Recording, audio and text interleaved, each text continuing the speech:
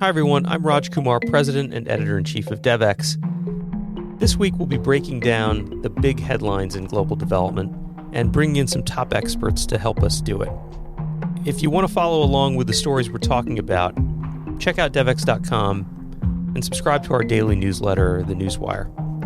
There's a link in the description. Follow us along on Twitter and you can see many of the stories we're talking about today, and we'd love to hear what you think.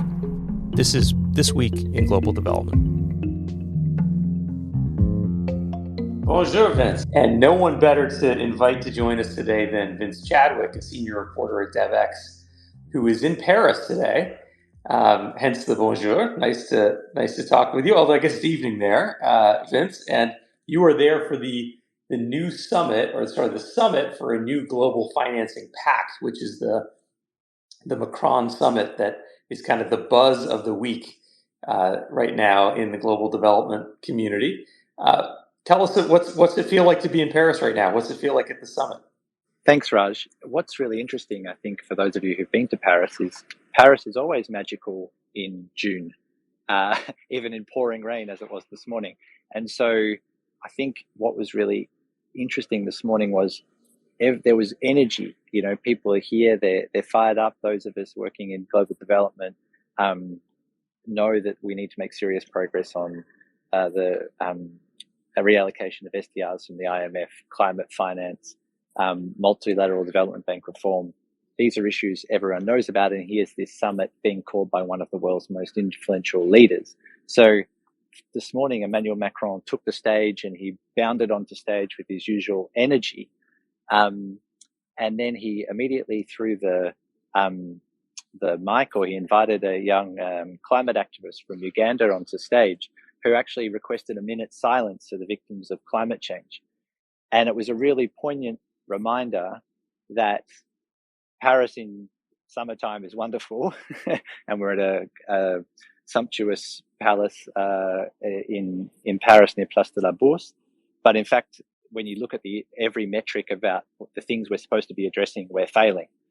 And it was a real minute of silence. It was a long one, and I think people felt it. And then Mia Mottley took the stage, the Prime Minister of Barbados, who's been pushing the famous Bridgetown agenda, and she kind of walked between those two poles of a really somber tone, which she was clear on. She told the attendees that she faced the choice about going back to Barbados because they're facing down a storm, or staying in Paris to try and negotiate movement on some of the issues she's been pushing, like, for instance, a debt suspension clause on a climate suspension clause on investments where countries can't pay back their loans when they've been hit by a climate emergency. So she decided to stay and push for these things. That's how seriously she's taking it. And that really set the tone for delegates, and I think wound back some of the initial enthusiasm that Macron was trying to bring, and really brought a more somber tone to what we're here discussing today. Got it. I mean, for those who are less familiar with the summit, what's interesting about it is this has never existed before, right?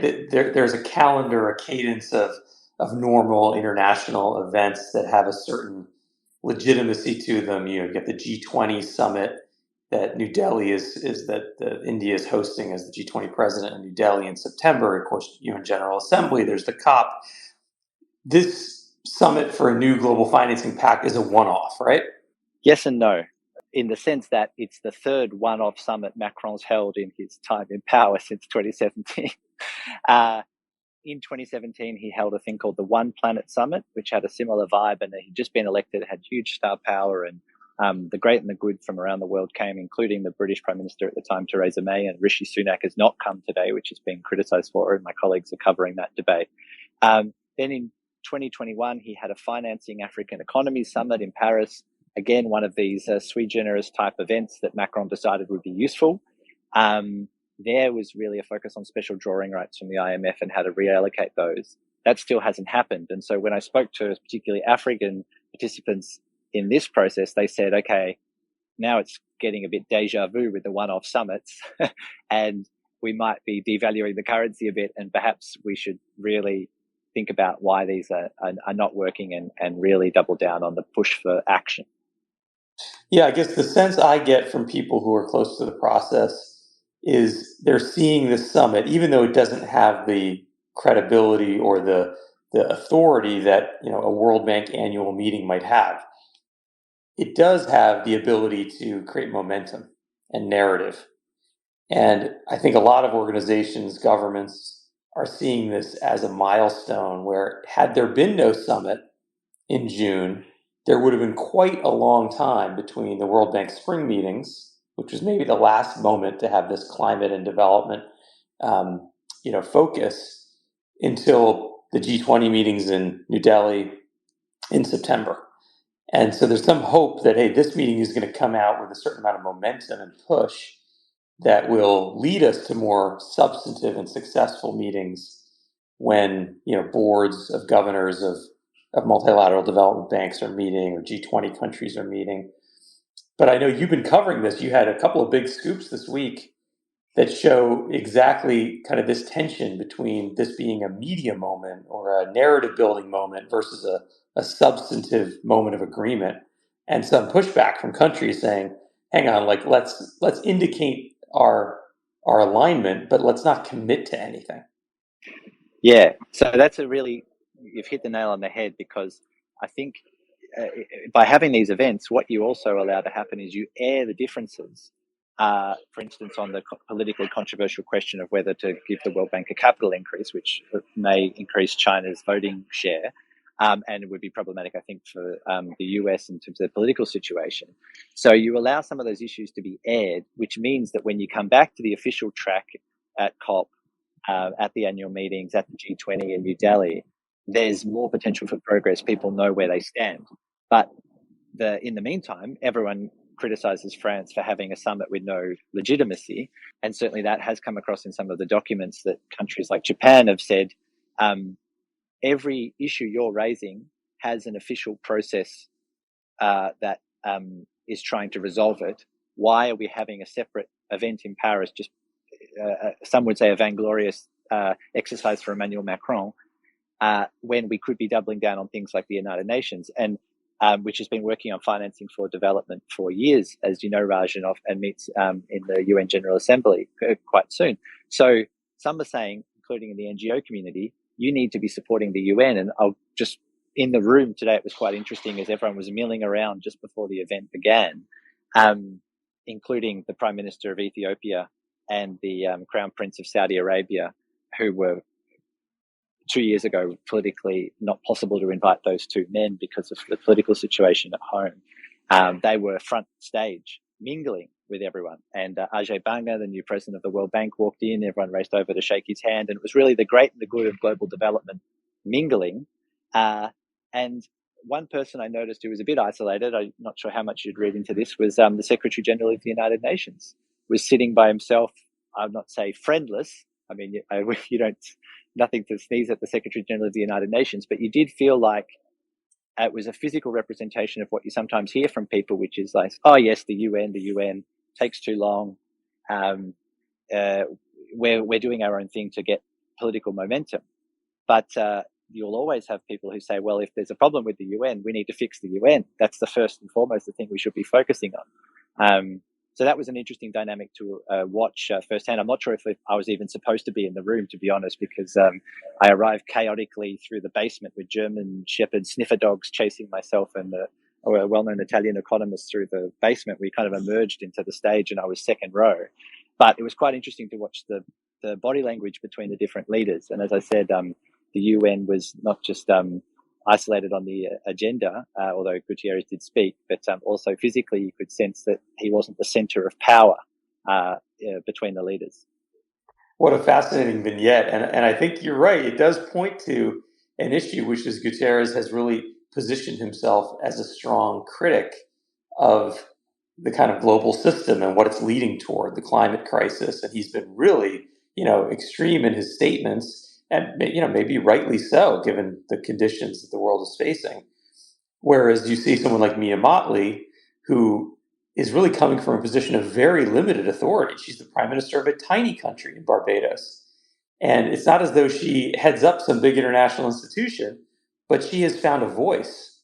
And she is now both an external advocate, in public, shaping the narrative, but also behind closed doors in these chambers with real significant leaders and institutions trying to shape the actual agenda. And maybe we could talk about one of those key agenda points, because I guess if anything comes out of this summit, it may not be tangible progress on this, but perhaps some coalescing momentum around an initiative that Mia Motley's right-hand, economist Avi Prasad has been pushing for, and it's this idea of some kind of a credit forgiveness, debt forgiveness, or at least moratorium when countries face a climate crisis. And maybe you could talk a little bit to this, Vince, and what you're hearing about it. Thanks, Raj. It's interesting because this was indeed one of the issues leading up to the summit that NGOs were saying, encouraging people to tweet at world leaders saying, or Ajay Banga himself saying, you need to bring into full effect the idea that countries who are suffering from a climate disaster can hit pause on their debt repayments, which, as you say, is pushed as part of the Bridgetown agenda. Of course, that idea, I think the UK and a few other countries have already put those clauses in some of their loan agreements. What the Bridgetown agenda says is that should be the norm. That should become ubiquitous for all loans.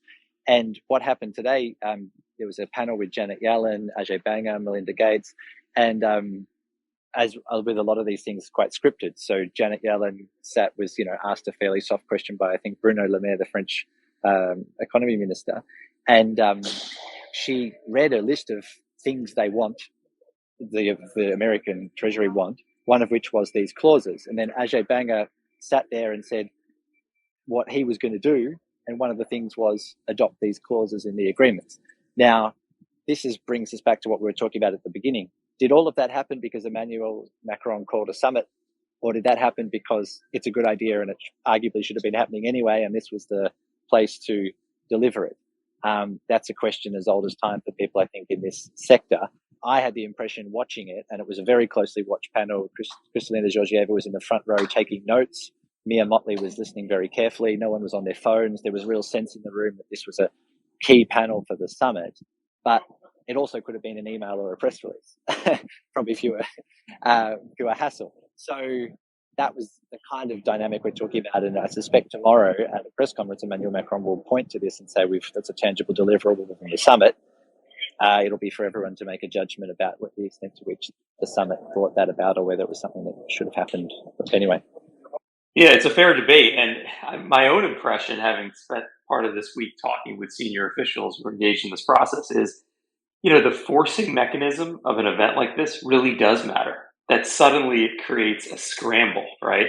And the machinery of government kicks in and says, okay, our principal, our Treasury Secretary, or our Prime Minister, our development minister is traveling to Paris. What are we going to have this person go and say?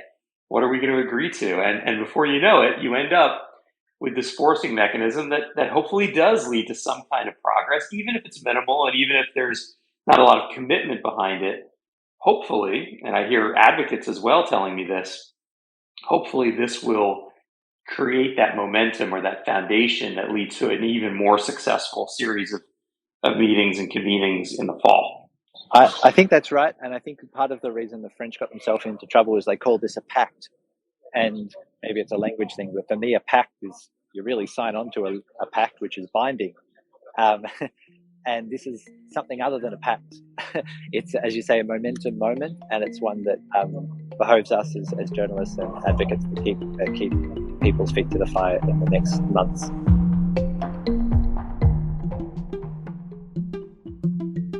The world is facing an unprecedented global food crisis. Here at Devex, we're following the state of food insecurity around the world and the solutions that are needed to overcome it. I'm Teresa Welsh, senior reporter, and I'm also the author of Devex Dish, a free weekly newsletter bringing you a comprehensive look at everything that matters in the world of food. Each Wednesday, Devex Dish will be your guide through the interlocking policy, infrastructure, climate, agriculture, nutrition, and human rights issues remaking the way food is grown and distributed. Visit devex.com/newsletters to subscribe and get your weekly update on the race for a sustainable global food system. You had an interesting conversation with Peter Sands, who, of course, is the head of the Global Fund to fight HIV, malaria, and TB. And Peter is, well known as a leading voice on the private sector role in global development and global health, because he's the former CEO of a major international bank before he took on this job. Just maybe tell the people listening in, what did Peter have to say? Because I thought it was a fascinating interview you had with him. That was fascinating for me because I wasn't expecting him to go so far in his critique of much of what this summit stands for. But basically, the thing to understand about the Global Fund is it works mostly through grants, which is not very in vogue in development these days. There's a lot of talk about loans, concessional lending, budget guarantees to support development banks going into riskier areas. The old idea that I think many people in the street still have of development aid as actually physically giving money to NGOs or other countries that you never see again is definitely out of vogue. But the Global Fund works on AIDS, tuberculosis, and malaria.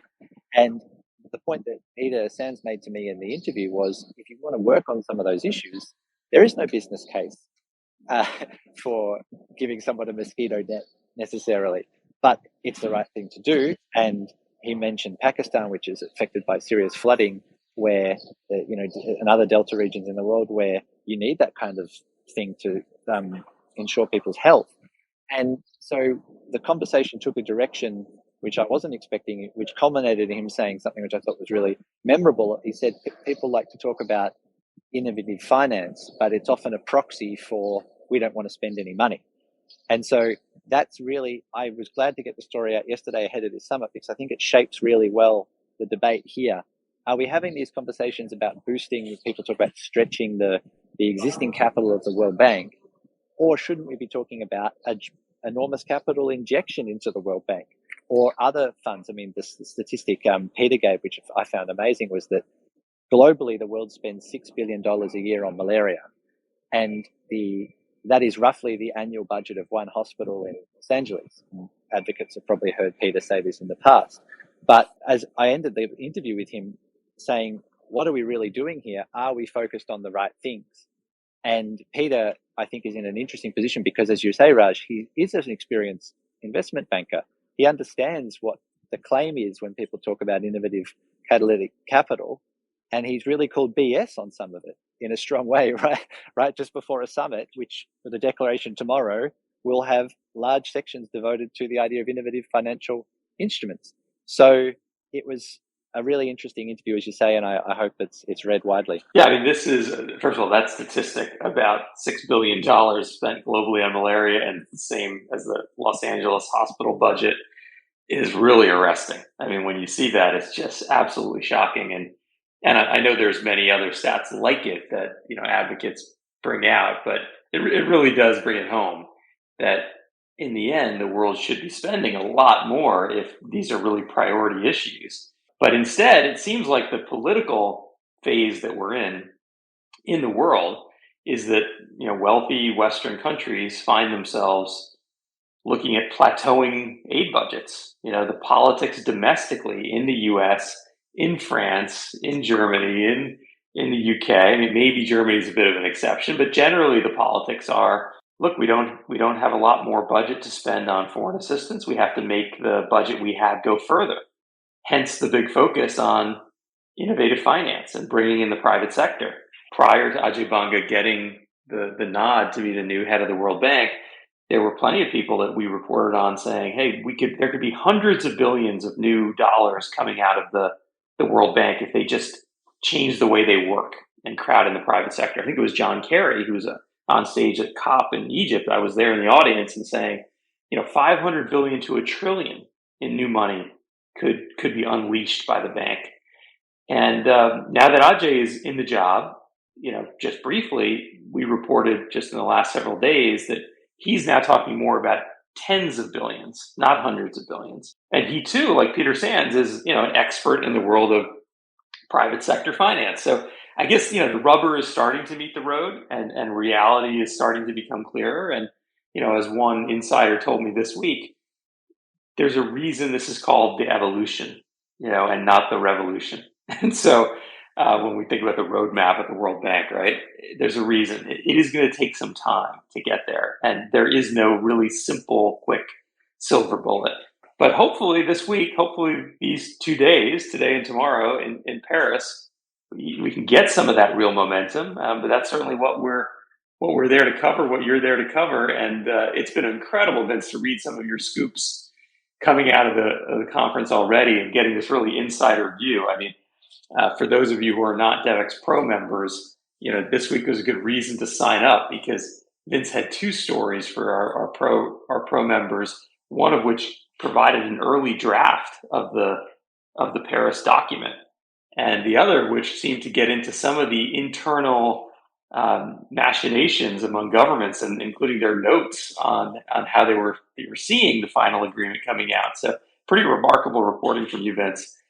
Maybe as we wrap up here, any other thoughts or things that you're on the lookout for as you continue to cover this today and tomorrow? Perhaps I can end with something that someone told me just before coming out here, which is that they said 2 things. They said there are no new ideas. This is someone who's been working for decades on these global development topics. They told me there's no new ideas, and they told me we're losing our champions. And you pointed to some of the aid cuts. I'd add to that Sweden is a big one. And I think France is actually kicking the trend, and Macron is walking the talk, or talking the walk, whatever people like to say, by raising France's aid budget and going back towards 0.7. And then we should look at the Spanish election and what might happen to Sanchez in a few weeks as well. So this is a really good reminder. Actually, you can feel a bit like a citizen of nowhere at some of these events, but politics really matters. US elections matter a lot, and in Europe as well. And so for me, that was a really interesting conversation because sometimes in development, you can feel like you're off a bit in your own box somehow. But it was a really poignant reminder that when things don't go the right way of aid champions domestically, it has real impact on what people are able to do at events like this. Yeah, absolutely. And it's a reminder too, that there are some countries that are not cutting their budget or maybe even growing in their influence. We had an opinion article published on Devex yesterday by President Jin, the president of the Asian Infrastructure Investment Bank, which has obviously been in the news a lot with the very public resignation of their Canadian communications director this week. And AIB President Jin says, look, we need to coordinate better across the multilateral system. We need to have the regional banks be part of this, and there needs to be kind of one approach. And that's, that's an interesting message from a country and an institution that is now, a significant funder of development, the largest co-financer of World Bank projects. So you're right. As some countries are wavering, plateauing, others are stepping up in a bigger way, and the geopolitics of all of this is becoming more center stage. So it is a fascinating event to be on the front row of there, Vince, and I really appreciate you being there and bringing us these stories. And it's great to talk to you. Thanks a lot. Bye. This has been This Week in Global Development. If you enjoyed this episode, don't forget to subscribe using the link in the description. To get even more coverage and analysis on the most pressing development issues of the day, become a Devex Pro member by going to devex.com/membership and signing up. Thank you for listening, and see you next week.